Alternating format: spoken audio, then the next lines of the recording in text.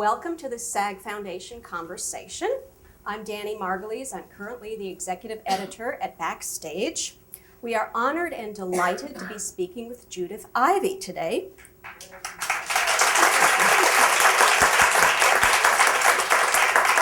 She earned an Emmy nomination as Outstanding Supporting Actress in a Miniseries or Movie for 1997's What the Deaf Man Heard. Her television credits number more than 30, including as a series regular and a few leads. Her film credits number more than 20. Also on the screen, she has appeared in commercials, and her voice work can be heard on animated series. We're going to talk a little bit about that. She won 2 Tony Awards as Best Featured Actress in a Play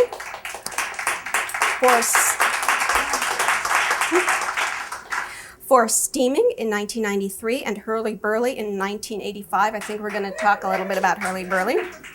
Tony nominated for Park Your Car in Harvard Yard in 1992. Other theater credits include Piaf, Bedroom Farce, Precious Sons, Blithe Spirit, Voices in the Dark, and Follies. She portrayed Amanda in the Glass Menagerie at the Long Wharf Theater and is in the midst of apparently a very popular reprise of the role at the Mark Taper Forum in Los Angeles. I know the audience here is. Well, we are lucky there is no Thursday matinee because here she is, the charming Judith Ivey. Thank you. Thank you. All right. So this, at this point, has to be somewhat of a classic story in theater lore. How you were introduced to the role of Amanda, the mother, in the Glass Menagerie at a rather young and tender age. Tell us that story. Well, my mother was an English teacher, a wonderful English teacher, and I had her twice. That's why I have to say she was a wonderful English teacher. I grew up in small towns in the Midwest and Texas, and we moved quite a bit, and my mother would get a job as a teacher, and because they were small towns, the likelihood of having her was very great. And in fact, I did. And in 11th grade, she taught the Glass Menagerie, and the way she taught it was to have us read it aloud over a series of, days, weeks. And I was assigned the role of Amanda. And I really did not plan on being an actress, especially in 11th grade. That was when I first auditioned for a play, period. And so I was never thinking I would be a professional actress. But that role, the bell went off. And I thought if I were ever an actress, I would have to play this role at some point. But I was 18, and in the professional world, they don't let you play at 18. So I waited 2 more decades, and then I got to play her.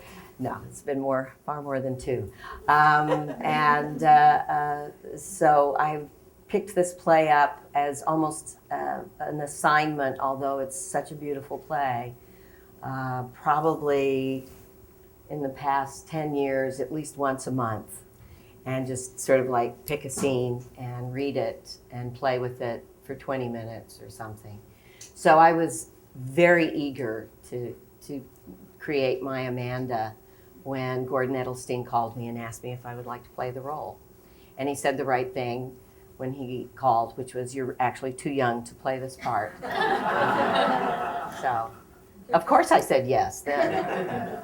We've gotten into it a little bit. I will back up to getting into acting.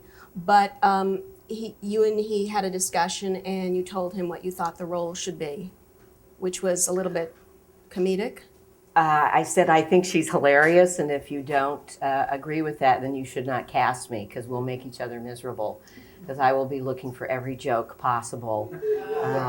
Because I grew up in Texas, as I said, and those women like her are hilarious. And I knew that, and I have the great good fortune of having seen this production a number of times before I ever got to play it. And as you all well know, you learn from other people's mistakes.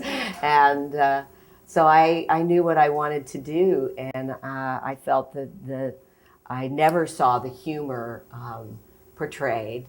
And I never saw the mother, with one exception. And I believe, I haven't done my homework, and I should have done it before today, but Dana Ivey, who we think we're distantly related somewhere in the Carolinas, her mother was an actress. Mary Nell Santa Croce, I believe, was her. I'm not sure if she's with us anymore. And I happened to see her play the role, and I felt that she captured the mother who was desperate for these two children to, find their way, as all mothers are. And I had not seen that in other interpretations as well. So those were the two things I emphasized with Gordon, that we have to explore the parenthood here, that she's a single mom and at a horrible time in the middle of the Depression, and she's funny. And those don't necessarily seem to go together, but I think they do. So he completely agreed. Now, going back to your mother, do you think she cast you because she knew you would do the work, or do you think she saw some acting talent in you? Did she hope someday? I have no idea. I think that I don't even remember how she did it, if we drew names or something, if it was even a random thing. I don't know but, which one would make a better story. They're I know. By all rights, by personality, certainly at that time, you would think she would cast me as Laura, because I tended to be on the shy side and would not have presumed to play Amanda. So I think she may have just sort of thrown the cards, and that's how it came up. Obviously, I wouldn't play the other two parts, so obviously, yes. It's kind of a 50-50 thing there. So you were shy, but you never got the chance to play Laura in any of your acting classes, scene study? No, well, it's that thing. You don't want to play yourself, do you? I mean, it's. There's one play I did when I first began 100 years ago, and it was The Mound Builders, and I don't even remember the name of the character, but she was married to one of the archaeologists, and then she ends up, I think, being seduced by one of the local guys, and it was the first time I ever felt I really played myself, and I think I was painfully boring in the role, because it's so hard for us to see ourselves, and I can watch any number of you and then mimic you, but I can't really tell what I do. And I think playing yourself is the hardest thing under the sun. So playing Laura would be really hard for me. So tell us how the idea of becoming an actor percolated. You had this script and you did Amanda in your junior year at high school, was it? Junior year in high school, and I had a teacher who reminded me just about 3 years ago that the play they were doing, the school play, was The Man Who Came to Dinner. And I decided I wanted to audition for it, but I was too nervous to get up on the stage in the formal auditions. So she let me audition in the storage closet. And I don't remember this, but, and I guess I did a good job, and she gave me the part. It was Miss Preen, who was the nurse who takes care of him. And the funny part, she was a clown, and she gave me the part, and then, figured somehow or other I'll get her out of the storage closet and up there. So that was my first introduction. And then I did a lot of these speech contests that statewide and national, where you do comedy reading and serious reading and duet acting. And that was a real motivator for me. I really enjoyed that. So I went out for the play in my senior year and did the speech contest. And then I was going to go to, my father was a guy who became the charter president of many two-year schools that were built in the 60s. And that's why we moved so much. He would be their first president, and the college would literally blossom, and then 2 years later he would go, we'd move, and he'd build another one and create this college. So I was going to go to my father's two-year school, and the one of the professors who judged me in speech contests in the state of Illinois, which is where I lived at the time, asked me where I was going to college, and when I told her, she said, "No, you're not." And she called my father, because she knew him, and said, your daughter needs to go to a formal actors training program. And she recommended some of the state schools, and I got a scholarship to Illinois State University in their acting directing program. And I still didn't think I was going to be an actor. I still thought that was, well, okay, yeah, I'll do that. Because I could go to college on this scholarship. And then one thing led to another, and here I am, 37 years later. Well, thank you all for coming here. Yeah. The end. Were you praised in school? Did you think did it look like you were doing well there? And were you treated like you were going to grow up to become Judith Ivey, or were you the person in school who was going to succeed? Wow. That's so long ago. Yes, I do know that. First of all, I didn't have a lot of competition, so meaning there just weren't a lot of kids that went out for the play. But yes, I would say I excelled at that moment in time, in that space. And I think it was because it was a small town in southern Illinois that I thought that doesn't necessarily mean you have the what it takes to be a professional actor, dare I presume. And so the fact that I was nudged to go on and keep studying it was encouraging. And then in college, they encouraged me, but I don't think that they actually thought I was going to be the one that would become a professional actress. I think, in fact, I remember a professor telling me that the reason I didn't get a merit scholarship was that the group of professors who voted on that said, well, all she's going to do is get married and have kids, so let's not waste it on her.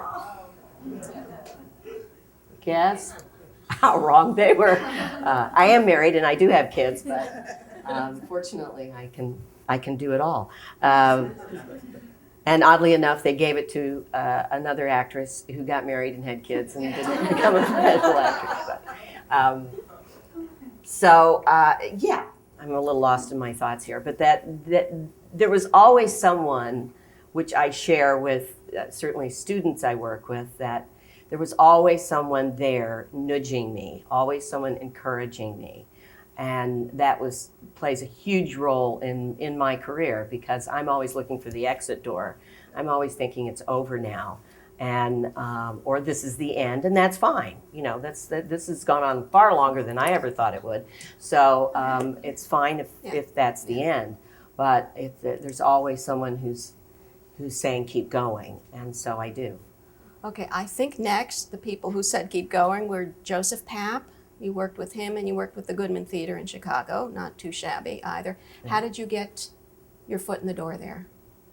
At the Goodman Theater? Either Goodman or I auditioned at the Goodman several times, and for really sort of the first year out of college.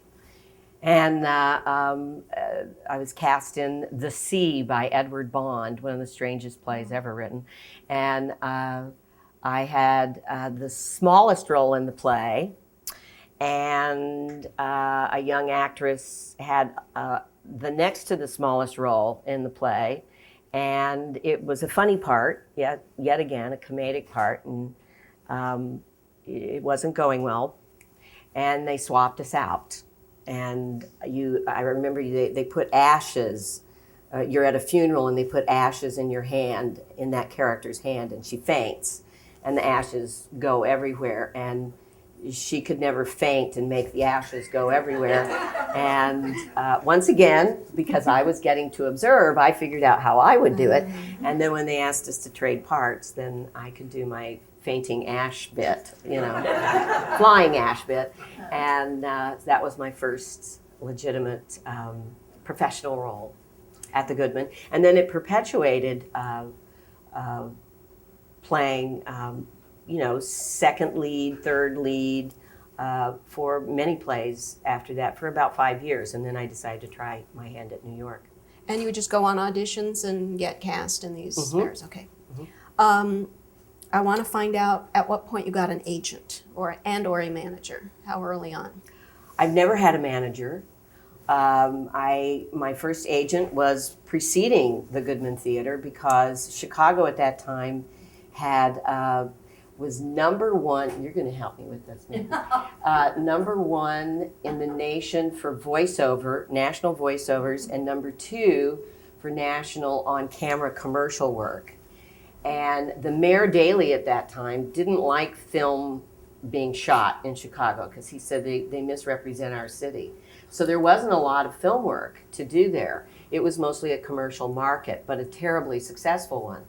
And I managed to score a film. It was my very first professional job where it was a Christian film series answer to The Exorcist, because The Exorcist had just come out, and they said that was inaccurate.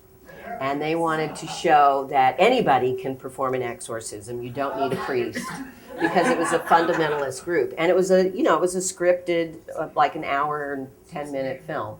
And I got the leading lady in it, which was a young married couple who performed the exorcisms.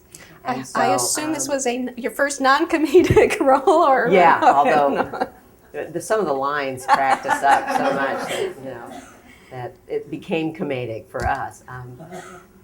Anyway, so that was my first part, and that kind of made this one particular agent pay a lot of attention to me.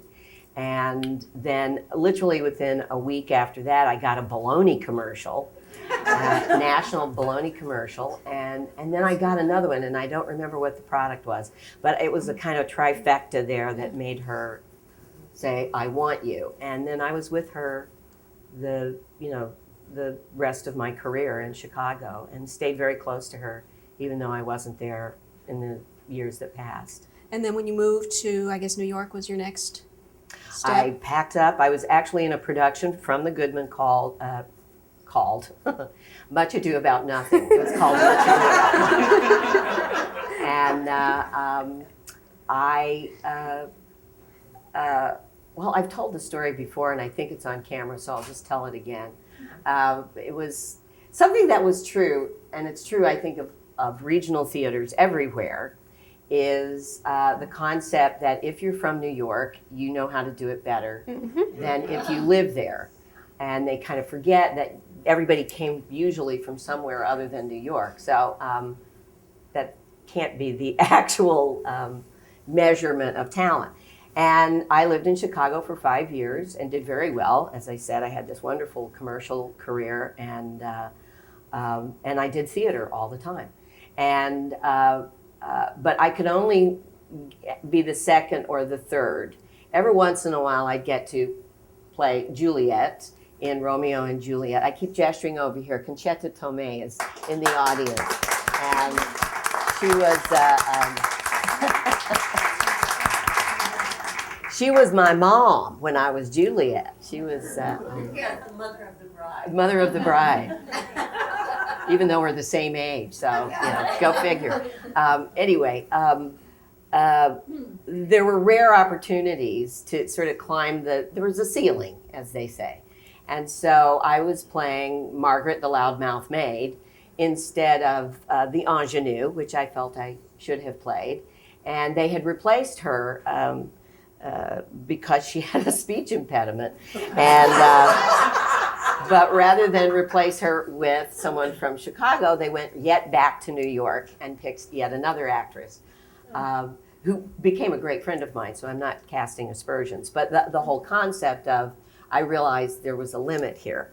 And so I decided to try my hand. And we were going on tour, and we were in New York, and so friends introduced me to agents, and that's how I got an agent, and they could see my work by coming to see their own client, who happened to be in the show as well.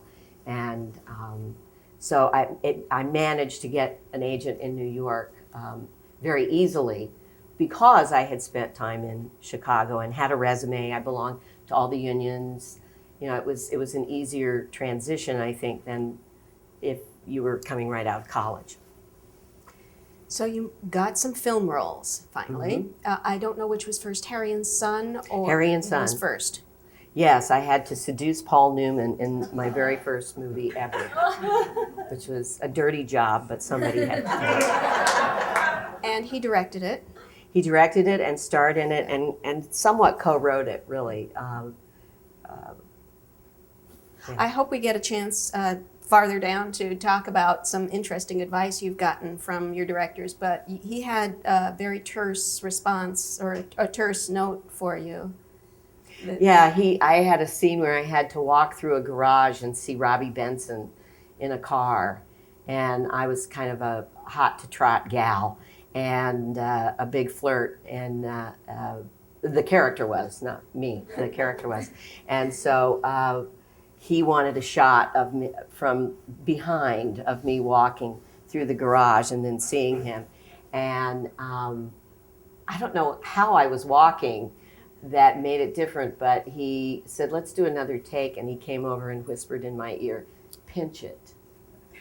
And I wasn't quite sure what that meant, but I did my version of pinching it, and he went, that was it. And I have no idea what, since it was from behind. I don't know. Fortunately, you've worked with other directors who have a lot more to say to you and a lot more conversational methods of directing. Also, an early film, The Lonely Guy, directed by Arthur Hiller. Mm-hmm. So you've studied theater in college. You have done theater on stage a lot. You show up on your first film set. How lost were you? Or did you have directors who knew this was your first film gig and showed you your way around the set? Well, interestingly enough, I think that one of the values of shooting that as many commercials as I had shot, and at that point I had probably shot about 60. And so a camera was not intimidating to me, which I think is the hardest adjustment if you're from the stage first, is pretending that's not there. And of course in commercials you're playing to the camera. But I was comfortable with the camera in the room. It wasn't, an intrusion, which certainly people I've talked to through the years, that's the hard adjustment, is to make that go away and do your work. But I was terribly nervous, much more so because number one, I had auditioned for Paul, but I had auditioned for a different role. And I was doing a play on Broadway called Steaming, and they thought it was going to close. So he cast me as his daughter. Then the play didn't close, and then it stayed open, and he came to see it because he had missed it. And then he called and said, you don't want to play that part. I want you to play this other part. And so that was my part, but we weren't sure what was going to happen. And ended up the play didn't close, so then he cast someone else. And then the play closed. And so when he found out the play had closed, he was not happy with whomever he had cast, and he called and offered me the role. So he didn't really know what I was going to do with it, in the sense that it's why I've always felt auditioning is healthy, because if they pick you, you know that they know what you're going to do. Where if it's just a flat out offer, there's always that element of, what if I walk in and I, think she's Polish and they can't believe that I picked Polish, and then they want to fire you. That I was nervous because of that, and then I was nervous because it was Paul Newman, for God's sake. Not to mention that you have to be sexy with one of the sexiest men ever on film, and Joanne was in the movie as well, and when he was on camera, then she was the director. So that was very nervous making, to be seducing an actress's husband while she's directing the movie, and it happens to be Paul Newman. So, did he offer any comfort, or he just was oblivious to the of course. Okay. It was. I'm enjoying telling the story. I had done a play with Joanne. I had done Hay Fever, and that's how I was introduced to them. And so I hung out with them, and we played all the summer that we did this summer stock production of Hay Fever. So it was, there was a comfort zone. It's just you never expected that you were going to be, having a sexual relationship with him, especially after that, because they were very parental with me, and very, as they have been with many people through the years.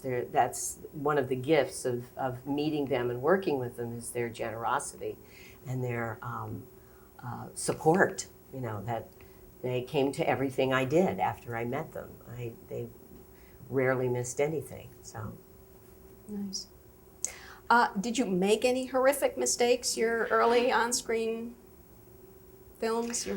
Well, the one story that was so humiliating was that since he had so many hats on, and because I had come to the project late and missed the rehearsal period, I was flown through a snowstorm to Florida where they were shooting.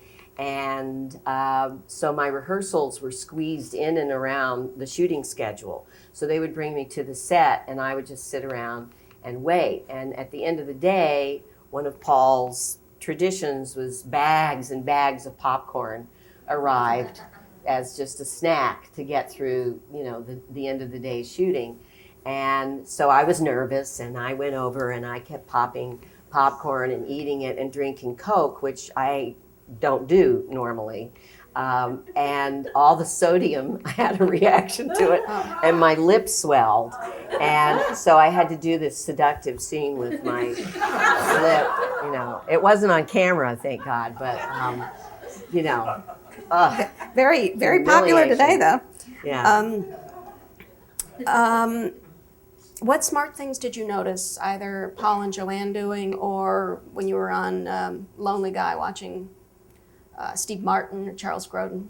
These were real pros. Did you watch them? What did you observe them doing that you learned from? Homework. Huh.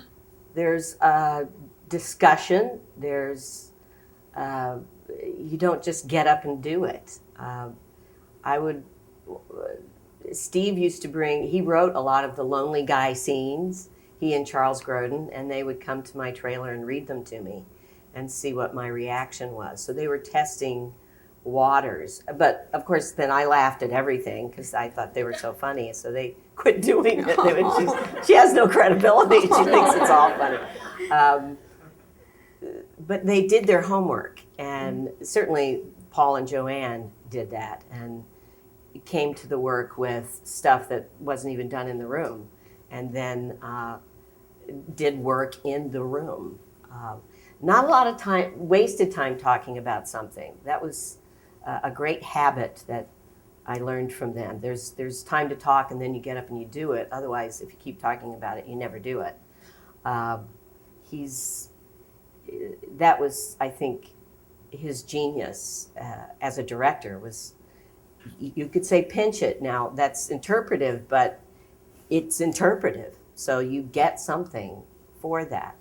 And I didn't need to discuss what pinching meant, It was just take it as a directive and go. Joanne always did enormous homework. Since I had worked with her on a play, she knew what she was doing. And I learned tons from them about, hope I don't cry. I have tissues. About a relationship. It was a beautiful relationship. And when you're dreaming of, since I wanted to be married and have children and wasn't when I first met them, I think I watched that more than anything, of the camaraderie and the give and take, and the fact that they could work together and make that marriage safe and a place to be happy and to trust was extraordinary to watch. I always loved that he came into the dressing room after a show, and people would come to see the show just so they could lay eyes on him and pay no attention to her, which would infuriate me. And we talked about it a lot in the dressing room, where I would ask her questions about it, and she was very cavalier about it, and I'm sure it upset her to a certain degree, but she was kind of over it at this point in their life together. But he would come backstage, and she had this beautiful kimono that was her robe that she wore in the dressing room. And he would come back, and he would stand and hug her, and he would put his hands right on her butt like that. And they would just gaze at each other, and it was just so wonderful. It was just so loving and sexy, and you know, it was like what you wanted in your relationship. Nice. You won your Emmy for What the Deaf Man Heard. I didn't win an Emmy. Oh, you didn't? No. Sorry, I tried.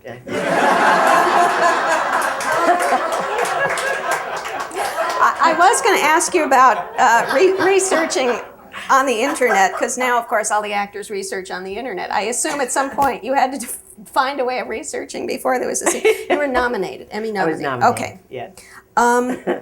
Could you tell when you were doing it, when you were it was being filmed, that this was going to be your role to get that kind of recognition? No. You couldn't. No, I don't often think in terms of awards. I just don't. I've realized in my later years. And after, did it make you self-conscious at all that suddenly you had gotten this kind of recognition? Were you thinking? Oh no, I think any kind of recognition is, you know, as I always remember Ruth Gordon saying when she won an Academy Award at 82. I can't tell you how encouraging this is, you know. It's just more of that nudging, you know. All right, you had the lead in Down Home. This was a lead, yes, as Kate Yes. McCrory. Okay, I'm going to have to double check every question now. This was 1991-92.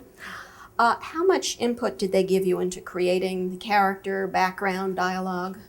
A lot. I did a TV movie in Africa with Ted Danson, and he was the instigator of this series when we had nothing to do because we were living in tents in northwestern Kenya.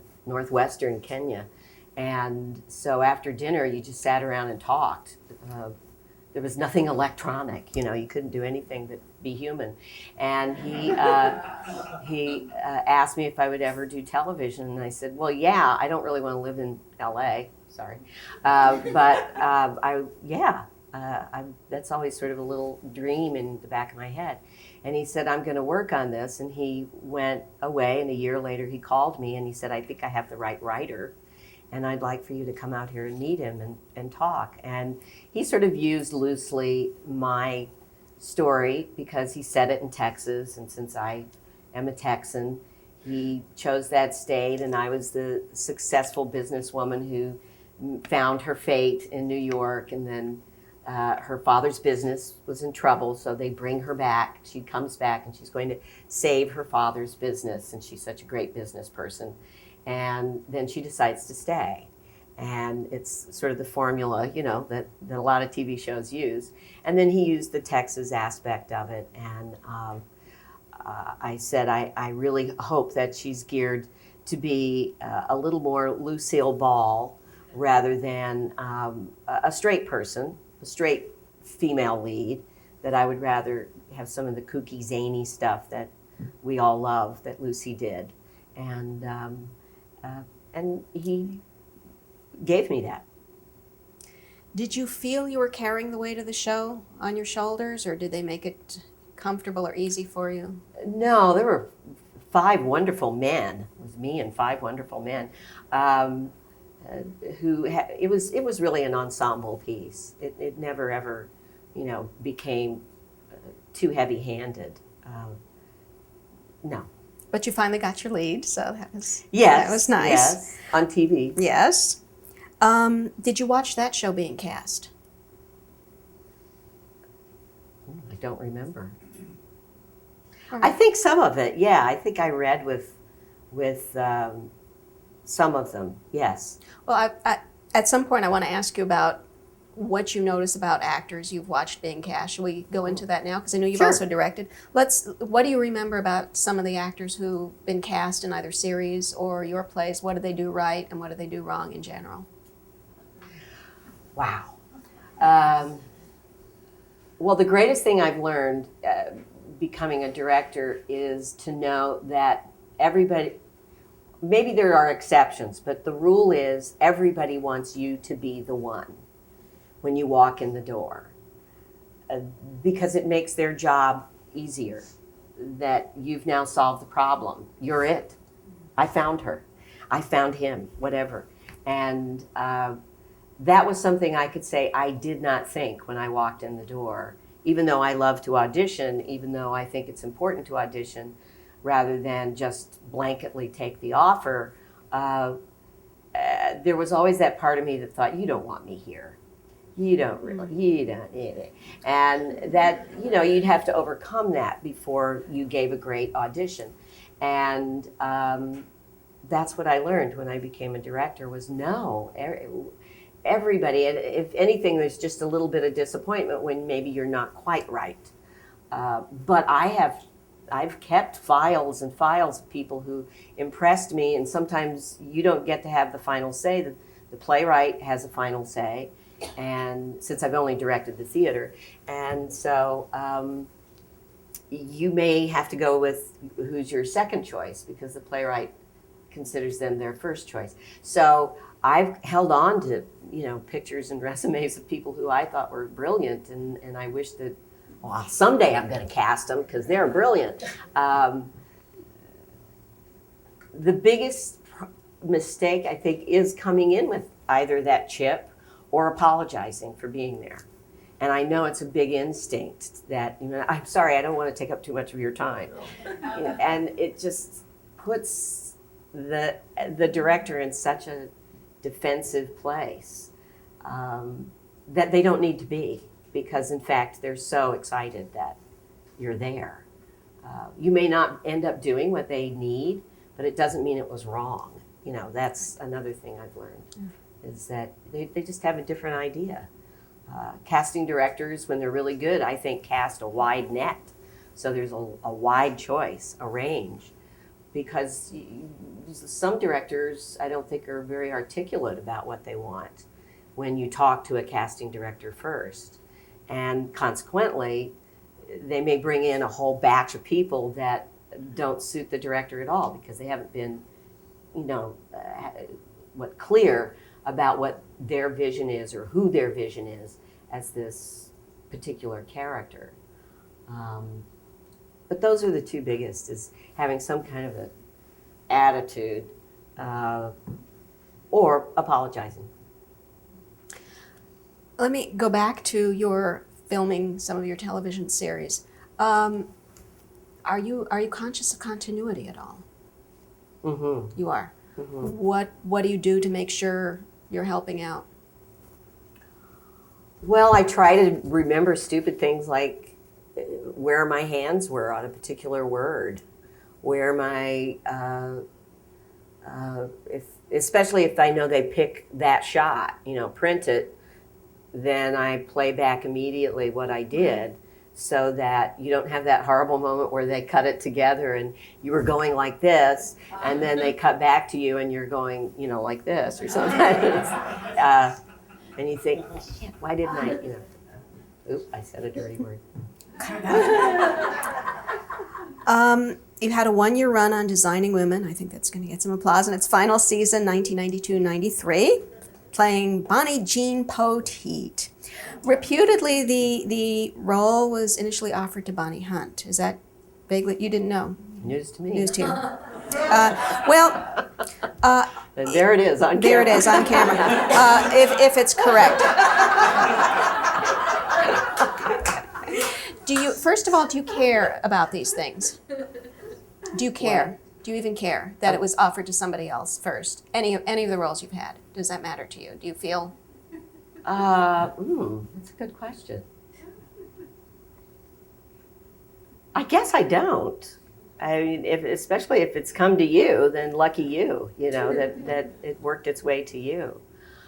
Since I've never really been a leading lady, per se, it's inevitable that there's a hierarchy, of who's hot, who's not, and where you fit into it. Then, if you're lucky enough to have a number high enough on the shelf, then you'll be the one that it works its way to. I know from directing that happens, where you may go to, especially readings. I'm directing a couple of readings while I'm here, and you say, let's offer it to so-and-so, and then they say no, and then, well, then how about that? And they say no, and then that's a thing where you can't care, because it's just the nature of the beast. I care, I think, more as a director than as an actor. Then you think, oh, they don't want me to direct them. That's why they said no. My ego is much more fragile since I'm a newcomer to it. Any roles you have rejected that you have later regretted rejecting?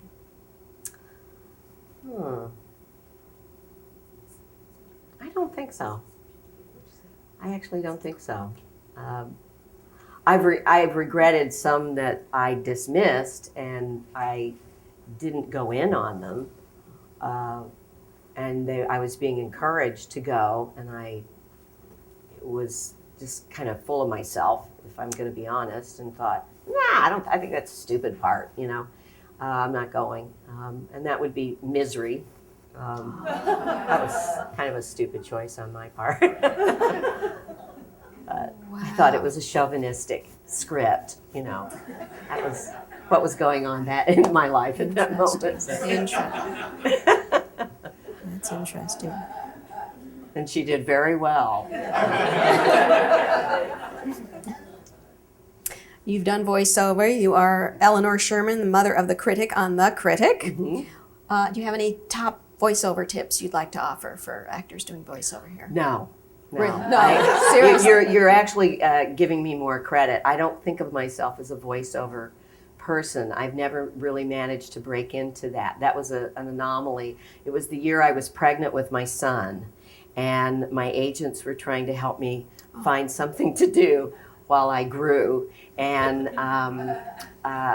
that's when The Critic was being first produced, and I got the part. So then there was a second season, and I wasn't pregnant during that. I gave birth, and I loved doing it, but frankly, you wouldn't want tips from me because I haven't made it into selling soap. I guess you need my face to sell it. I've not accomplished the voice part of it yet. Okay. I'm not delving into your finances, but at some point you made it. I've been doing regional theater for a year and a half. It's pathetic. Was there some little luxury item you bought yourself the first time you actually collected some money from acting? I bought a ring. Oh.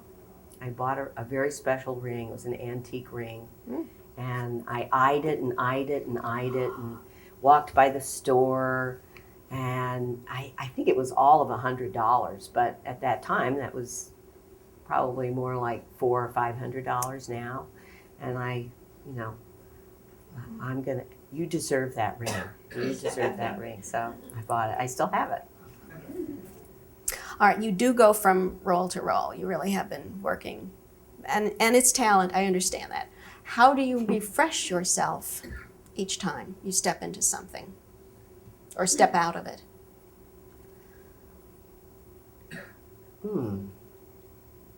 I guess it kind of goes back to the idea that you don't play yourself. So whenever I'm always stepping out of myself to become someone else. So as long as I'm not choosing roles that are terribly similar, the next role I do after Amanda is Shirley Valentine. So that's a completely different woman than Amanda Wingfield. As long as they're different, I don't need the refreshment because the circumstance is so different and the story is so different. I do take time off, mostly to be with my family. I have a daughter who's going to turn 21 on Monday. I can't believe it. And my son is 16, and I have a wonderful husband, so I like to be with them and not be away from them as I am right now. And and I mean really be with them, so that you're there for the snack after school, after football practice, whatever events have gone on through the years. So that's refreshment to me, is just simply to stay at home and have my life. Where is Shirley Valentine? East Coast, New York? My new favorite theater, the Long Wharf Theater in Nice. New Haven. So, Very yeah. nice. What are you going to do after that? Are you going to call your agent and say, find something for me, or? No, I'm directing a play in Wow. Atlanta after that, and I have another directing job in May, and there's a chunk of time in there. I might say, yeah, see what opportunities you can afford me. I'm terrible about calling my agent, and I'm terrible about networking. Fortunately, and there's not an ounce of wood up here, I don't have to worry about that as much. But when I get a little frustrated that things aren't, going my way, or I need to make more money, then I will reach out and complain, like all actors do. So. All right. Can we talk a little bit about your process? Do you mind how you create characters, how you go about it? Sure. All right. You want to pick one and tell us what you do? Do you start with the first read of the script? How heavily do you do research, formal script analysis? What do you like doing? Well, to use an example, I did a play last year as well called Lady with All the Answers, and it was about Ann Landers. Epi Lederer was the woman's real name, but Ann Landers is the name you know her as. And because she was a real person, then I spent a lot of time with biography, how they have an episode, and they had an episode of Ann Landers, Epi Lederer, and watched and mimicked, and she had a very distinct speaking voice. And so I spent a lot of time literally just mimicking and learning it. And then I read 2 or 3 different books about her.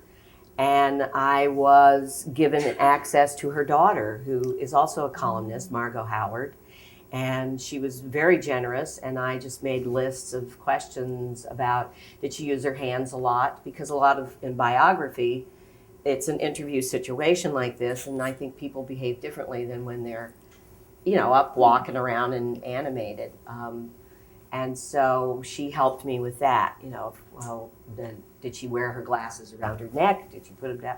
What was, just all kinds of silly things like that can color your performance. And then started memorizing, because it was a lot to memorize. It was a one-person show as well. And so then when we got into rehearsal, I felt like I had a beginning. I had a good shell, and then the director could take me wherever he wanted to take me. Do you get lonely doing one-person shows? It is. There's nobody to talk to except the stage manager. And, well, I guess wardrobe person. There's a wardrobe person, there's a stage manager. That's kind of it. And, but I always say, at least you don't have to worry about working with some, really irritating actors. Although the audience really, I've done a number of one-person shows, and the audience really is your acting partner most of the time. I've done a few where it was never direct address. It was always in the mind of the character, so it was never, the fourth wall was always there. Or when the fourth wall came down, the audience actually was, a group of people that particular character was addressing. So it still was a role that the audience played. And the direct address, the Ann Landers piece, there's a lot of it.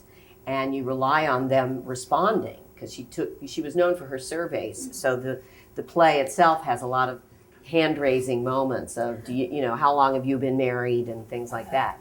And so they become your partner, and it's a great training of staying in the moment and playing it, because of course the audience is unrehearsed. So they, you have to play whatever comes your way. And that was a very interesting acting lesson about being honest. Can I jump ahead to, you did An Oak Tree, the Tim Crouch? Oh, yeah. Okay. Does, ever so briefly, this is a two-person play. Tim is the writer, director, co-actor, and he invites a well-established, competent actor, each night a different person who in theory has not read the script. You did not read this, didn't. And you go on stage and you're at his mercy. And you did this why? I guess the question was, why not? I couldn't think of a reason not to do it. So. And what was it like?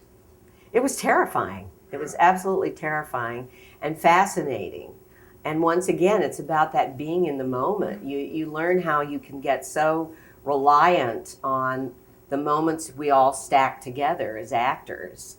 And we learn how to repeat them and take you, the audience, through that evening. But to make it seem as if it is absolutely the first time that this character has ever said this is hard. And it's very hard to suspend your own disbelief. And something like The Oak Tree, where you don't have a clue what you're going to be doing, and it's all about trusting him and that you won't, be humiliated or fall over or something that would be terrifying, is a big thing. And it really, after it's all over and said and done, you think, well, why was I so nervous? I mean, it was just so, because it's about the truth. So I think that's what makes us nervous as actors, is finding the truth and sticking with it and making you believe that I haven't rehearsed this, this is not rehearsed. This is the first time I've ever said it. It's hard. Do you memorize lines before you get to either a set or your first rehearsal for stage work?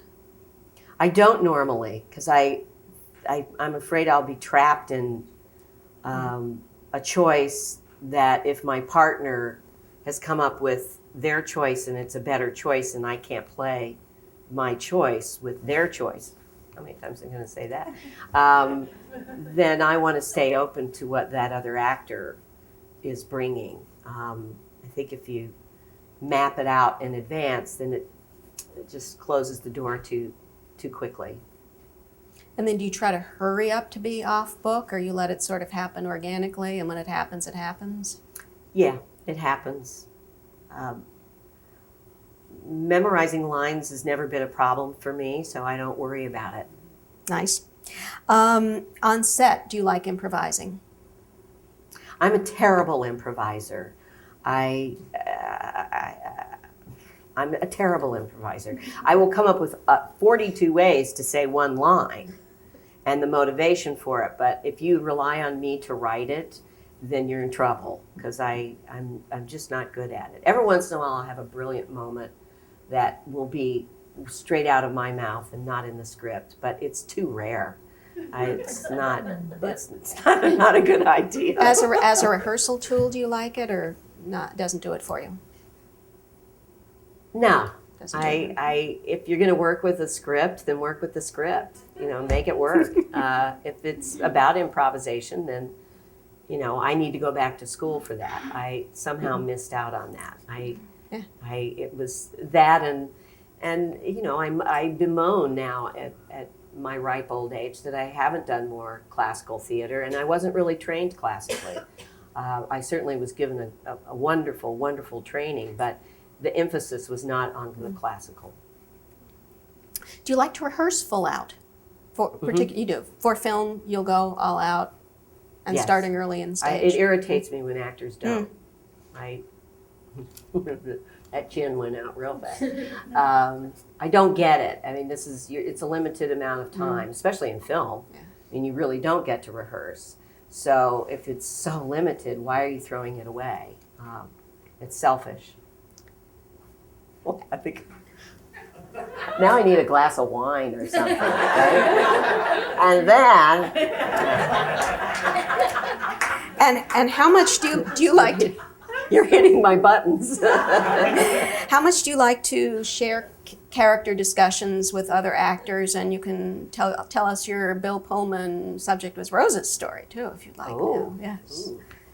Sounds pornographic. Yes. Now. Well, I think it's very healthy to talk about what the scene is about, but I don't think you necessarily need to share your character's motivations, because I know I do it, and I have watched it happen as a director and as an actor, that when you just hear it, then you play into it as the other character. And so the conflict goes away. If you don't know about it, then the conflict remains. So I know anymore, I don't want to know what your character thoughts are or background or whatever. I just want to know mine, and then I want to know what we're trying to do together in telling this story. What's the scene about? I always remember I did a play with Mike Nichols for a year of my life, and he would always say, wait a minute, what's the event? What's the event that's going on here? And it really made you stop and quit just playing character or gingerbreading, I call it, dressing it up to be something more than what it is. And always have your goal, what is the event? Where am I going? What is happening here? And other than that, I don't want to hear about the rest of it. And that was what was great with Bill Pullman. We did The Subject Was Roses at the Kennedy Center, and we rarely talked about character, and we talked about what the scene was about and what we wanted. And that was it. And we never spoke. We would say hello to each other and give each other a big hug before the show. And it was some of the most exciting acting that I've ever experienced, because it just happened every night. And it never went too far one way, and it never went too far the other way. It never got off track. It was just like we had our map, and we were in our car, and then we just took little detours each night and decided, let's stop and have a sandwich over here, and let's go and see that monument over there. It was just this wonderful journey every single night with him, and electric, because you never quite knew what exactly was going to happen. It varied just enough that it kept it alive that way. But you trusted him as an actor, and that plays a Totally. big part. Oh, in totally. It, It's not just the facility, it's the whole person that he is he's a force to be reckoned with, amazingly talented, enormously generous. And God, you could just look at him all day long, couldn't you? It's like, Now, no names, but have you ever worked opposite an actor whom you did not trust? Of course. And what happened, and how did you handle it? Well, I would have to say it's unfortunate that it came to, a confrontation of why can't we work together? What's happened here? What's broken down? With the actor, or the director was brought into this discussion? At that point, it was purely actor to actor. The director was long gone. And so, in most cases, I would say it's resolved. I'm a pretty easygoing soul. And if they could name it, then I would try to fix it. There are a few cases that, it couldn't be resolved. And so we went on stage and we did our separate things, and we never spoke to each other afterwards. But that's rare, I get to say, in my career. I'm only thinking of really two people right now that It's rare. I would say I would not take the job because they would be involved. So even if it got me my health insurance, I would not take the job. Stage or set, do you like to get there early? Do you like to arrive just in time and spend time at home? Oh, I guess that varies from project to project. You know, I'm never someone who comes late. I'm a Virgo, so I have to be there on time. So. And do you like chatting with the actors right before you go on? Are you a chatty person, quiet person? I talk, yeah. Talker. Yeah. Kira Keeley, who plays Laura in the Glass Menagerie, this is our third production, and the other two we had communal dressing rooms. And so this is hard for us to have separate dressing rooms. And so she comes and visits me, and you know, just to touch base, because we always would, we were always together, and we miss each other. So. On any sets, have you ever stayed in character throughout the day? No. Do you have you worked with actors who have, and has it annoyed you? I don't know if I have or not.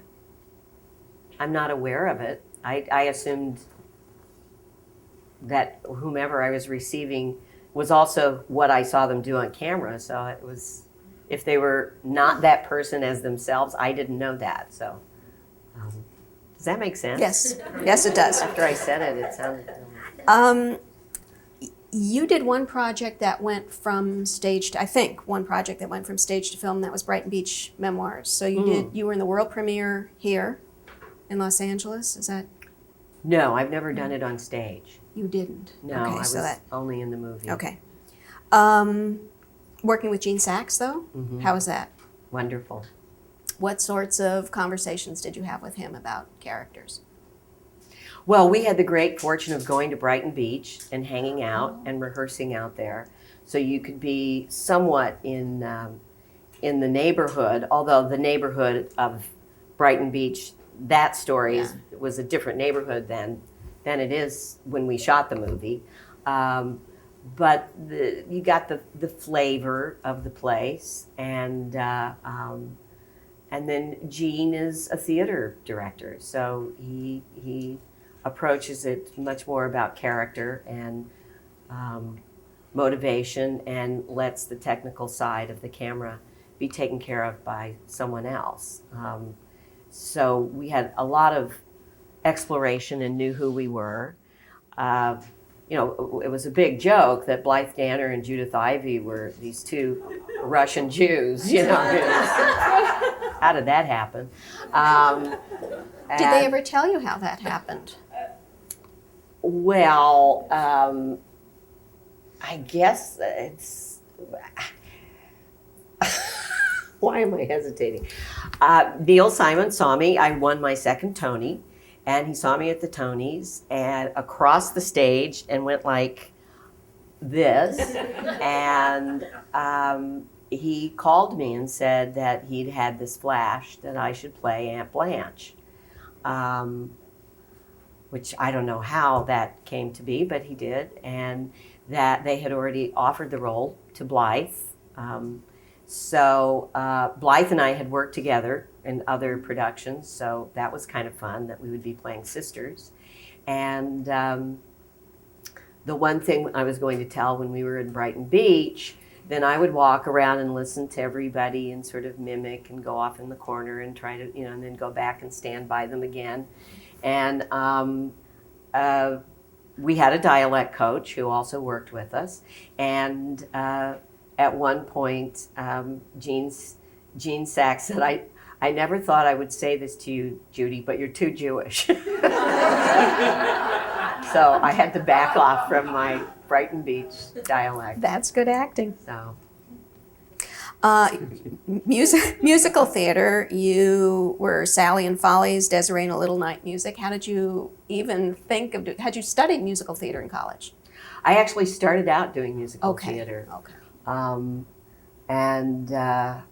I just told this story to Patch Dara, who plays Tom in the Glass Menagerie, that he was saying, you have to do a musical next. And I said, no, I'm not doing musicals anymore. I've made a peace with that. It's just too nerve-wracking for me. I don't have the personality with the voice and all that concern about, what you sound like and everything. And I said, I started out doing musicals and played Miss Adelaide and Eliza Doolittle and, some of the great parts. And I was okay. I think I was okay. But when I was graduating from college, my dream was to go to the Guthrie Theater and be in their company. And they had, a rep company at that time. And you could go and get your master's at the University of Minnesota, and you would be chosen to be what the year I auditioned, they were called Bush Fellows, because it was Anheuser-Busch that, paid for it. And then you would be in the company and play probably smaller roles, but then it meant you were in the company and you could possibly stay with the company. And that was I just thought that was the best thing that could ever happen to you. And so I managed to get an audition, and I flew to Minneapolis, and I was in a production of The Birthday Party by Pinter at my college, and it was that Saturday night, and was one of the performances, and I don't know why I didn't think to miss it, but I didn't. And so I flew to Minneapolis, and it meant I did my audition, and then I had to get back on a plane and fly back to Illinois in order to do my performance in The Birthday Party. And Michael Langham, I think he was a Sir Michael Langham, I can't remember now, ran the Guthrie Theater at the time. So he was the one who chose you, or weighed in on you. And because I was leaving, he had to make a special audience with me, which I think irked him to no end. And he sat me down in his office, and he said, and my three pieces were Juliet and Alma from Summer and Smoke, and then I sang I Love You, a Bushel and a Peck as Miss Adelaide. And so after he sat me down, he said, well, you're awfully musical comedy. And of course, I had two pieces that weren't, and I thought, well, I'll never do that again. And I abandoned being in a musical because of that crank. And I don't think I was really that musical comedy when I did Juliet or when I did Alma. I mean, how do you know at this point, right? But the point was he made it sound like it was a terrible thing, and I really wanted to be taken seriously as an actor, and so I shunned the musical world and found it so shallow, and then would sit in misery when I couldn't go up and play a part. So I would return periodically to musicals and had the great good fortune of doing those two roles here in my later years. But what I learned was I do not have the personality for it. It just makes me too nervous. And I'm not that great of a singer. So I'm going to leave that to the people who really have great voices. And I'm going to sit in the audience and revel in their talent and their gifts and be so grateful I'm not up there, because it just Are you sure makes me crazy. Are you sure it's not that you just don't do it often enough to feel comfortable doing it? Well, I'm sure that's it, but that's my point. Is there's a devotion to. I've directed a musical. There's a devotion on the part of someone who's going to sing and dance and act that I just don't have. When I did Follies, Blythe and I shared a dressing room, and we would warm up together because they sent us to the same vocal teacher. We would put our little tape in and start, and Blythe has that wonderful kind of gravelly voice, and she would always like, oh, Jude, can we start over? I'm so sorry, and we would start it over. And one night she must have had a big old hunk of phlegm or something that was in the way, and we started like 3 times, and I said, Blythe, we're never going to get through it if you don't, just go sing through it. And so we finished our warm-up, and then at the end she said, I don't think I can do these musicals. I'm just not that interested in myself. And I thought, that's it. That's really it. I just don't want to have to get up and focus on, And the your vocal body. training. And I mean, if you're going to dance, you got to be, in a different shape than just walking down the street or just walking in a play. You don't have to have the same kind of abilities. You've mentioned your directing a few times. The last one was a musical, and it was Vanities at Pasadena Playhouse here. You wanted to do that because you wanted to keep a foot in the musical theater world? You wanted to torture three other actresses? What? Yeah, make them do what I'd like to do. I'm sure they'd agree with that statement to a certain degree. They came to me and offered it to me. I was quite surprised. I had only directed plays, and I had only directed about 9 plays, so I didn't have a long resume, but they thought it was a great idea, so I didn't turn it down. It's a mammoth undertaking, which is what I learned, because with that, I was attached to that for 2.5 years, because you're always trying to get it done. And when you're the director, you're at the beginning of the project, so you keep following it. And I was very much a part of selling it and pitching it to people and saying, wouldn't you like to produce it? I visited Jerry Schoenfeld several times, God rest his soul, trying to get a Broadway theater. And he finally did give us a Broadway theater, and it was supposed to go to Broadway, and then that horrible November financial crash came, and we lost an investor who was sizable, and so then we were back to the drawing board. But that was a lot of, undertaking to continually go to people and sell them the idea that this is, the best thing since canned beer to do this musical. With me directing it. No, I never have directed a musical, but it's a good idea. What have you learned about acting from being a director, and what mistakes will you now forgive your directors for? Ooh, I forgive them everything. Yeah. Well, I think first of all, I've learned how much I love actors and how much I love, admire this profession, the art form of it. I don't admire the business of it very much, but I certainly admire the art form. What it takes to make it happen is an extraordinary event. And actors are such wonderful, malleable, generous,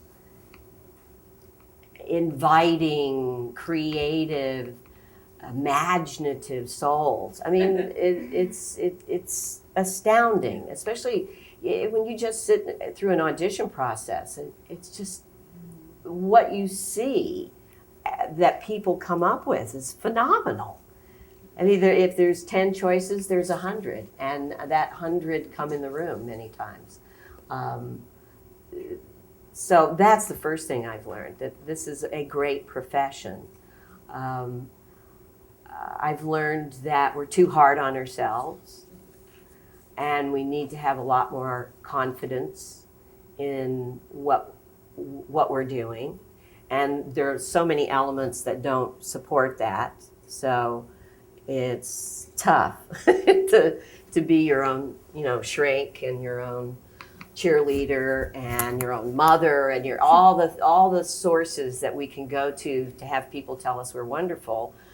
You have to do it by yourself. And that's why I say don't apologize. Come in and just show me what you do. Just say, this is who I am and this is what I do. That has made my life easier as an actor. I think, unfortunately, I don't walk in the room with as much interest, because I just figure if the job's going to come my way, it's going to come my way. If it's not, it's not. And I've done this long enough that certainly fate has guided a lot of the things that have come my way and a lot of things that didn't come my way. I was saved in many cases when I would hear after the fact, what went down. And you could sort of sense it even in the beginning stages. And you think, oh, should I do this or not?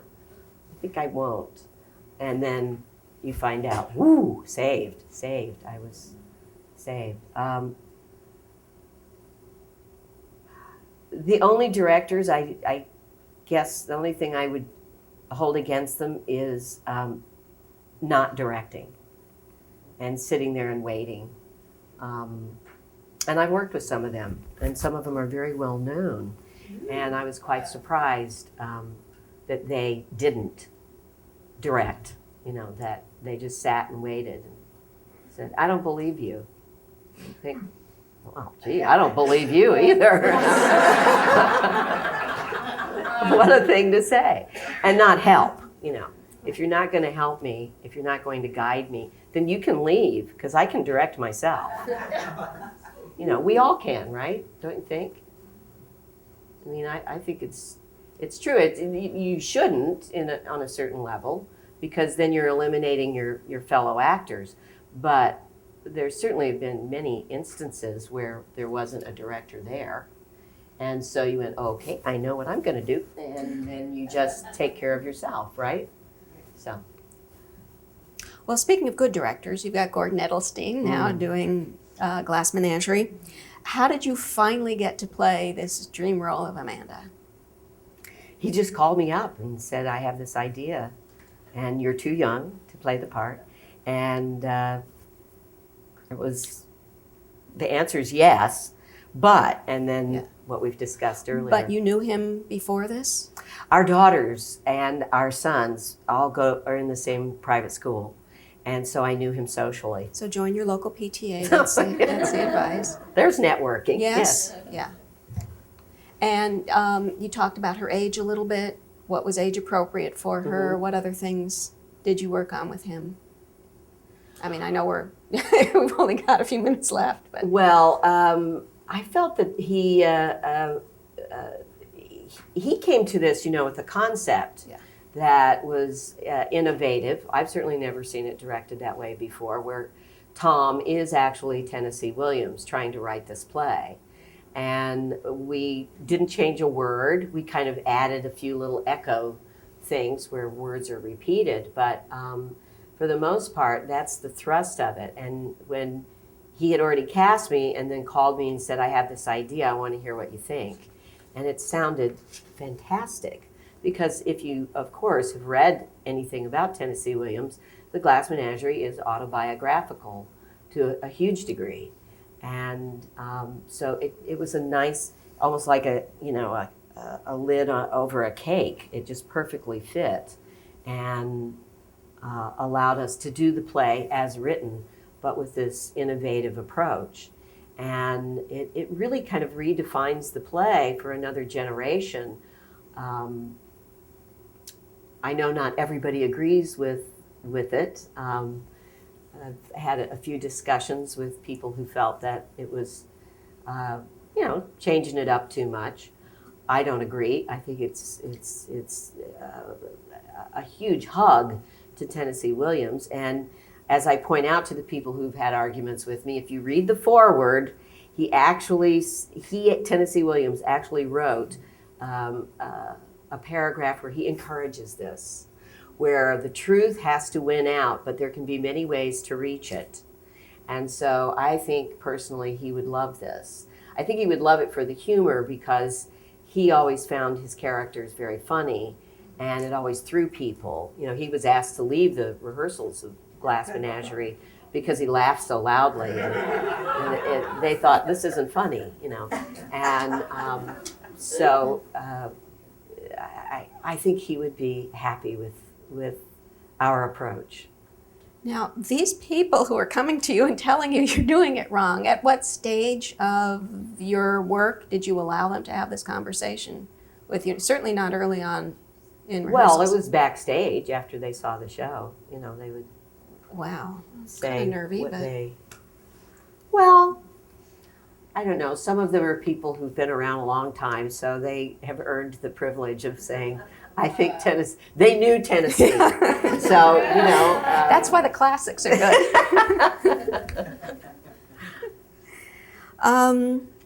Do you read reviews? No.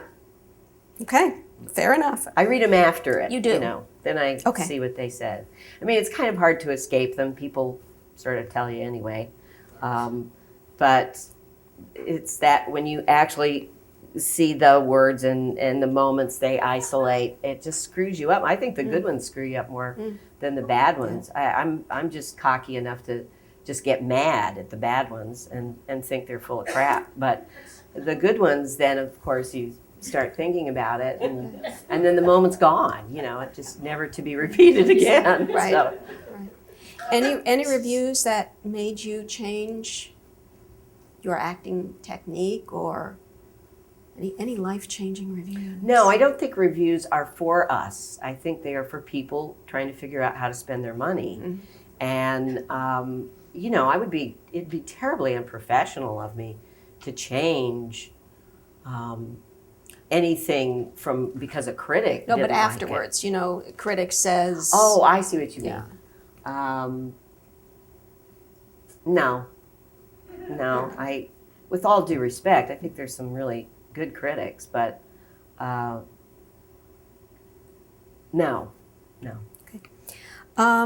What do you recall of a particularly good audition experience? You mean just philosophically, or? No, tell us an inspiring audition story. Something wonderful that happened to you at an audition. Is the Lanford Wilson? Oh, you're thinking of that story. Okay. Well, I had first moved to New York, and they were doing Tally's Folly on Broadway for the first time. And they were thinking of replacing a leading lady in it for whatever reasons. And I had just arrived in the town, and my agent got me an audition, and I read for Sally Tally. And both Lanford Wilson and Marshall Mason ran to the stage after I was done and stood up looking at me saying, "Where have you been?" And I said, "Chicago." So, and then they ended up not replacing the actress. So it was just a nice ego stroke. But one that that I've always treasured was I went in for, a few years ago, they were going to do Oklahoma and bring the production from London. And Trevor Nunn was directing. And so they negotiated with Actors Equity that they could bring certain parts, but they couldn't bring everybody. And so I was asked to come in and sing for Aunt Eller. And I, not doing musicals, had absolutely nothing prepared. And I was doing something at the time, and I said, you know, I really, to go and like get a singing teacher and all this stuff, I just can't do this. And so they said, well, just sing something. You know, it's Aunt Eller. I mean, she doesn't really sing that much, you know. And so, so Mary Kay Place has a song that I've always loved from her album called Vitamin L, and I kind of had it memorized. And so I went in and I said, I know I'm supposed to have a pianist and I'm supposed to do, or music for you. I don't have the music to this, but this is one of my favorite songs, and I think that it'll show you what I can do or not. And, you know, he was being not big too. And so I sang the song. It's a hilarious song, a cappella.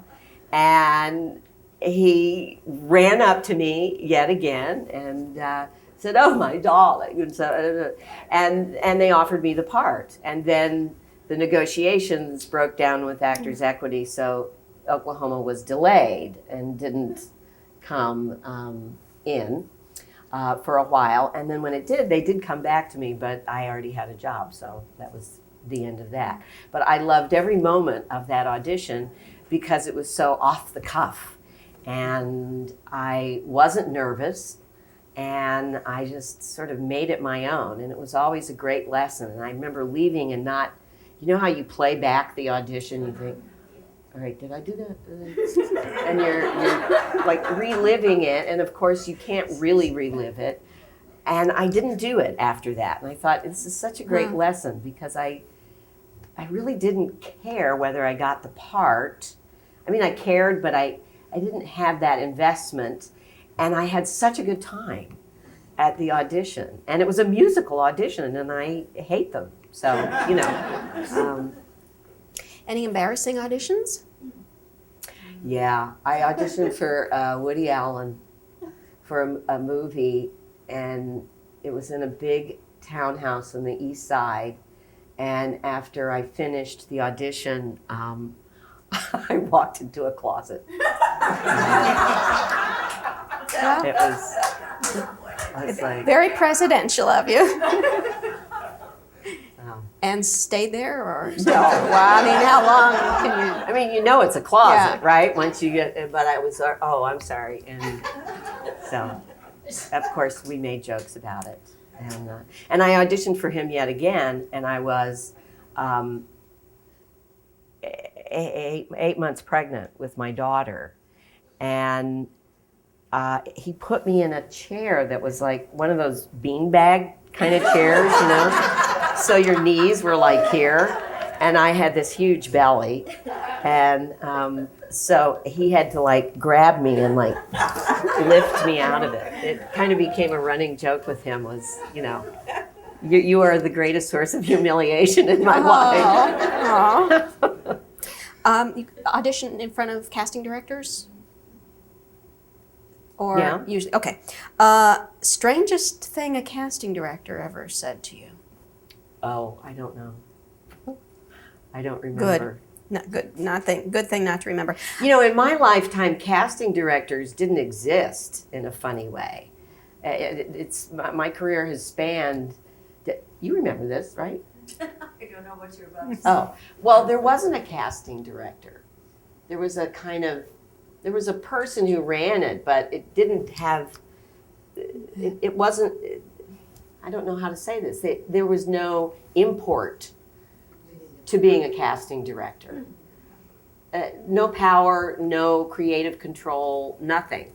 And so in my career's lifetime, I've watched that become a very powerful position, and someone who makes decisions before a director. Sitting there, then, Judy. I don't know, like an assistant or something? Yeah, that's right. It was, director. they weren't casting directors. Yeah, per se. Well, Marion Doherty, you know, of course, she was the mother of casting. Well, then that makes sense, yeah. That's, she really started. She began it. Yeah. It's her She fault. said, I would be able to take, I'd be able to take this off of your plate. Right. When she was talking to the directors thought, what a good And she idea. became trusted, and yeah. She became the mother of casting. So then it became a position. That's right. So, But she really began it. and I think probably to my detriment, that's why I don't remember or take them in the way I should, because there's a big chunk of my career You where just weren't there. they just checked your name off a list. You know, they didn't do anything else. So not that I was rude or anything. It was just, you know, they showed you where the toilet was. I mean, that as well. It wasn't. Now they're everywhere. Well, now they're very powerful, and they can decide whether you ever see a director. That's right. So it's a different world.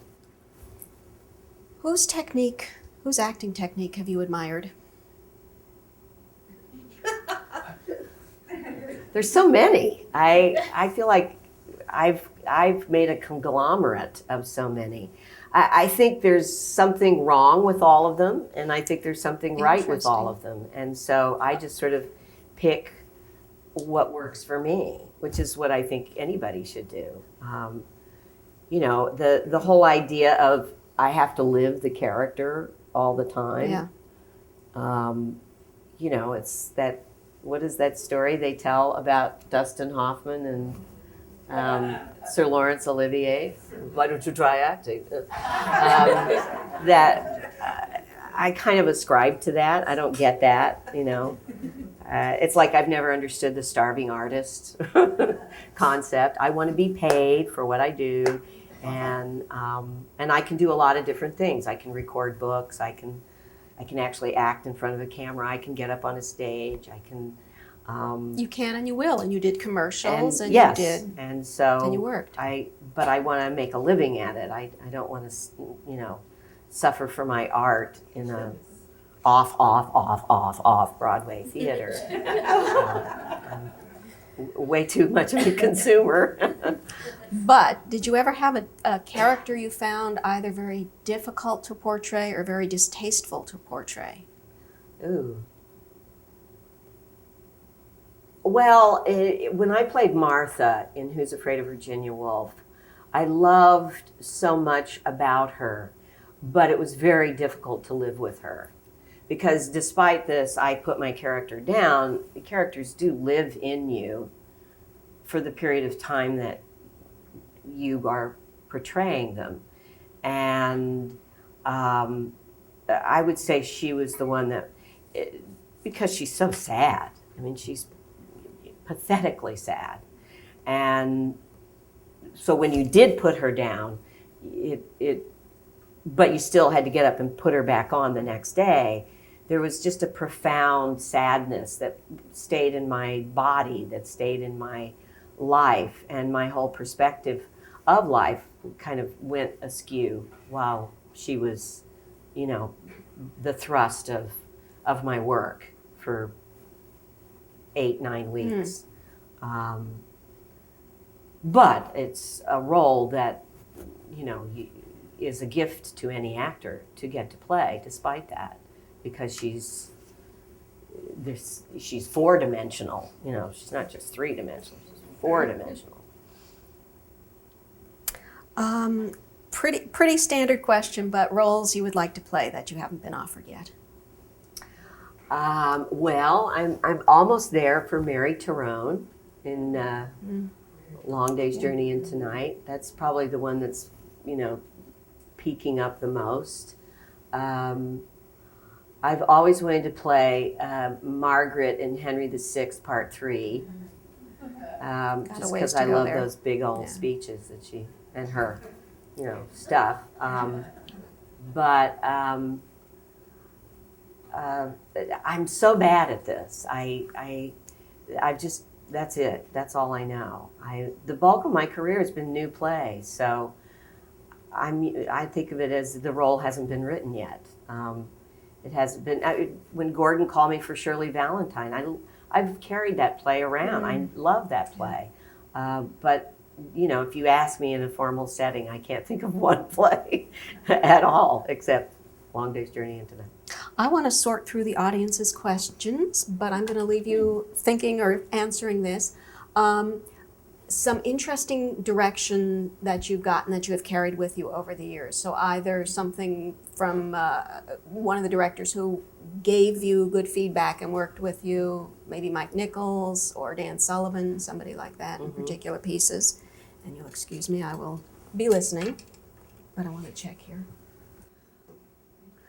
I think that certainly what I brought up about Mike Nichols is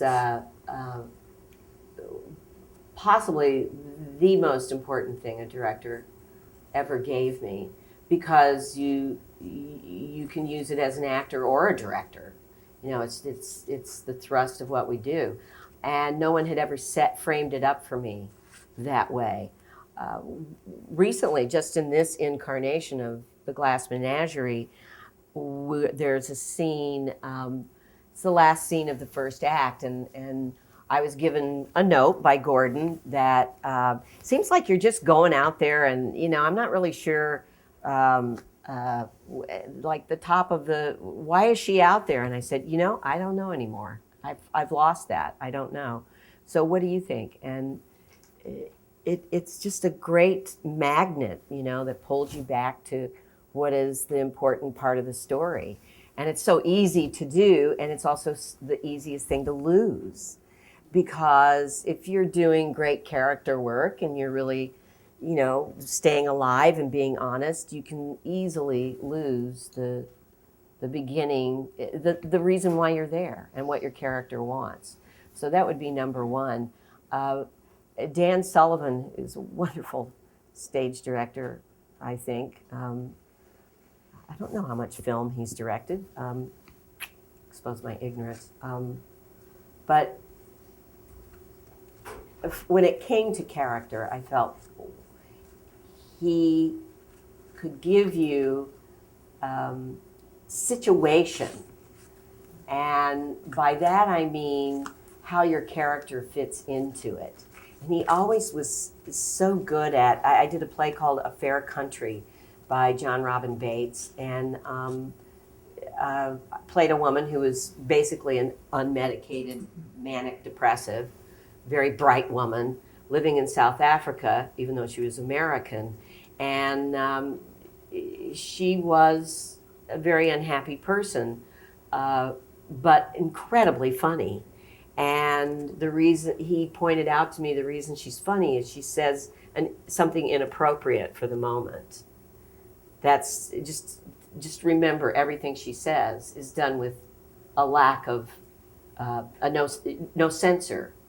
And so, for instance, in the play, one of the characters who comes to a cocktail party has lost his wife, and she launches into, "Oh, I didn't know she died. How was that?" You know, and you laugh, you know, because it was inappropriate and it was thoughtless, but it still made you laugh because you didn't expect her to be so crass, because she wasn't a crass human being, but she was inappropriate. And I watched him do that with every character. So that was a great tool to be able to, well, what about that? You know, take the Glass Menagerie. What would be inappropriate for Amanda to do at this moment? Because she, again, is someone who is insensitive in funny ways. She says things inappropriately, or she says things maybe that everybody would like to say and they don't. And unapologetic And unapologetic. So sensitive in some ways, so insensitive in others. So anyway, it's the taking your character and putting them in a situation and then looking at it and saying, how can you twist that to make the character fit appropriately. I think with Gordon, the reason I love working with him is that there's no wrong choice, is what he says, which I've always known, but this was the project where it got framed up for me again. There's a better choice, but there's no wrong choice. And that makes it very safe, you know, which I think actors need to be safe in order to take the chances and the risks that make the story more alive. Yeah. A nice question. Is it Alex Bram? Hello. Who's the most giving actor you have ever worked with? Wow. I've worked with a lot of giving actors. Well, one you would know who was very paternal with me as well was Jason Robards. And I had the good fortune to work with him twice. And on stage, it was just the two of us. It was a two-hander. So, is this Park Your Car? Park Your Car in Harvard Yard. And he became my friend and my mentor. But for someone of his stature at the time in his life when I met him and worked with him, there was never any judgment. There was never any feeling that that's not necessarily a great choice, or that makes it hard for me. And I would say that there are other actors of his age group whom I've worked with who didn't make you feel that way. He was generous with me off stage. When I met my husband, I didn't call just Jason, I called up Jason and Lois, who was Jason's wife. well, still is, even though he's not here. And they'd both get on the phone, and I would go through my, well, I'm calling you because I met this guy, and then I would go tell my story, and they had this ability to take you through a series of questions, and at the end of it, you realize they never said anything. But they just sort of shrinked you into your answer, and they'd stay on the phone with you as long as you needed to stay on the phone. He was generous with everybody. It was amazing. He was in his 70s. Well, the first time I worked with him, he wasn't quite 70. And it was a TV movie, The Long Hot Summer, and he played my father. And you'd be sitting around in Louisiana with 90% humidity and 100 and whatever degrees temperature, and waiting for the next setup, and your makeup's, in your shoes. And he'd be saying, Daddy, you want to sit down? Here, take my chair.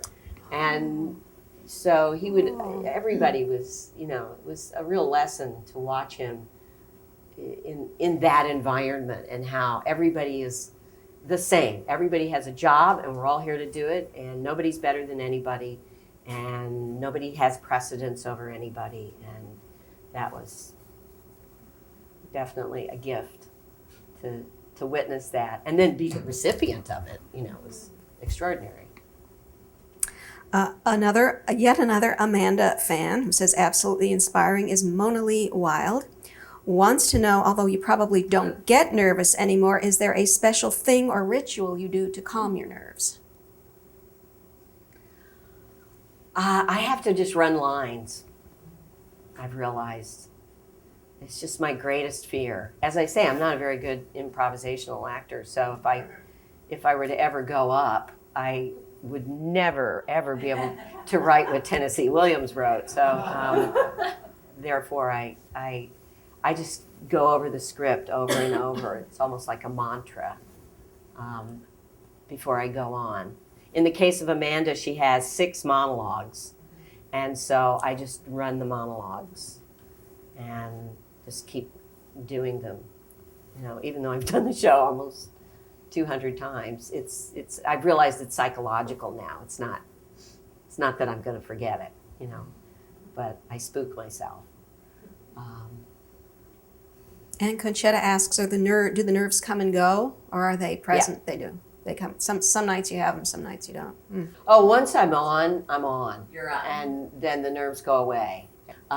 Or, for instance, I shared that beginning of scene 6 wasn't working because I just lost it altogether. So I remind myself for various scenes what I want. And it just sort of focuses me. Yeah, it does. And then I'm focused on what I'm going to go out there to do, Yes. rather than thinking about, is it going to work or is it not going to work? But that's the joy of a long run to me, is there's such a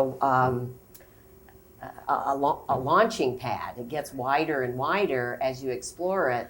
So there's all these possibilities. So I have, different lines where I have 5 different choices, and they're all different. They're all different interpretations. So I just, on a given night, pick one, because if it's an audience that seems particularly with us, there's one choice I have that takes a while to sort of build it up and to make it pay off. And so if I think the audience is really into it, I'll go for that one. And then if they're kind of not listening, or, it's seemingly, of course they're listening, but where they're not as participatory, maybe is the best word. Then I'll just go for the real quick one, just like lay it in there and get on to the next thing, because I know they're not going to have the patience with me. So, but that keeps me interested too, and keeps me unnervous, because it's the journey, isn't it? That's my favorite part of acting. Darlene Carden. Hello. Another Amanda fan. Oh, I think the whole audience. Those of you who haven't seen it, please do. When taking on a role that has been done before to much acclaim, such as Mm-hmm. Amanda, how do you erase what's been done and make the role your own? Well, the one that has been so acclaimed, I could never see because it was before I was born. That was Lorette Taylor? Lorette Taylor, was the iconic Amanda. So there was nothing I could do about that one. The various performances I've seen, I disagreed with them. So, That makes it easy.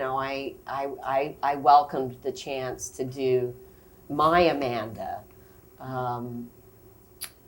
It's if anything, I wanted to correct the perception of her as being such a witch and such what did someone call her when I was being interviewed for the New Haven production? They called her a beautiful monster, and I thought, she's not a beautiful monster, she's not a monster at all.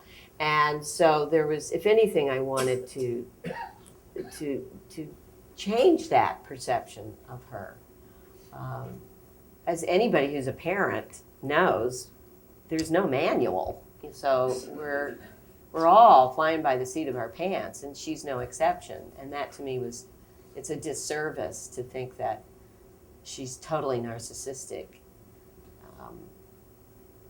She actually wrote a book after the Glass Menagerie was a big hit. And I read the book. It's called Remember Me to Tom.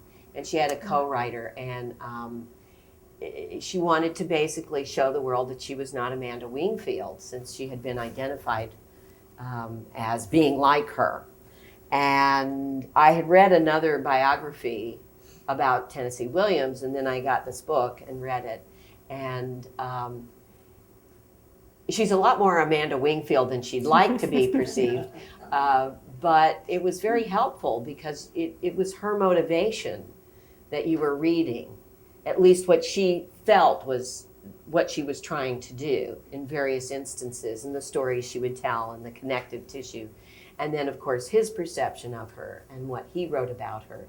So to me, it all came out in the wash that he loved his mother and was very connected to her in the way we all love our mothers and can still be unnerved by them because they're our mothers. That's kind of part of what growing up and letting go and then coming back. I've been laughing at myself. I'm 59 and my mother's about to turn 89, and she's seen every incarnation of this play, was just here to see it with my father, and I'm much more, she tells me stories, 4 times in a row, the same story. And I have found a way of saying, hey, no, Mom, let me tell it this time. Just to tease her instead of, you've told me this before, which is where I used to be in my 30s. So you come around to your embracing your parent, which I think he did. Not when he wrote this play, but he still loves her. See, clearly I love her, and I could talk endlessly about her. Monique Lukens, I believe. What is the basic difference between New York City and LA theater? Wow. Ticket prices. Well, there's more of it, I think. Here. Here? There's more here? Well, that shows you I can't answer the question. I already failed the first answer. I think there's more professional theater, dare I say that, where you actually get paid a living. And I won't say it's a living wage necessarily, but you get paid. You know what? I'm going to answer that and speak to when I lived here, because I lived here for 9 years. And I felt the attitude was that theater was a hobby and not a vocation, or an avocation rather than a vocation. That was my experience, and it irritated me, and it's why I always would pack up and go to New York and do a play, a limited run, and then come back and do TV and movies, and then repeat that process, because I always felt that my agents, if I were up for a play here or offered a play here, it was always down here as a choice, and that the TV and film took precedence. I was aware of people leaving productions when they got TV or film, so that only reinforced that theater was not as valued. I have to say, at this experience, that the audiences for the Glass Menagerie make us feel like rock stars, and that is not the way New York would treat us. And that's probably got a lot to do with the fact that it's a theater town and they feel they know more about theater and film and TV. There's more out here, and they know more about it out here. I think everybody knows equal amounts in both places, but that attitude exists. And I think it's sad that New York isn't more supportive that way of a production like this. And now I'm going to really put my foot in it. And I think the main reason is that there were no movie stars and TV stars in it. And that's the way of New York theater right now. I mean, there's just a big article in the New York Times about how a show can't run without it. So it's,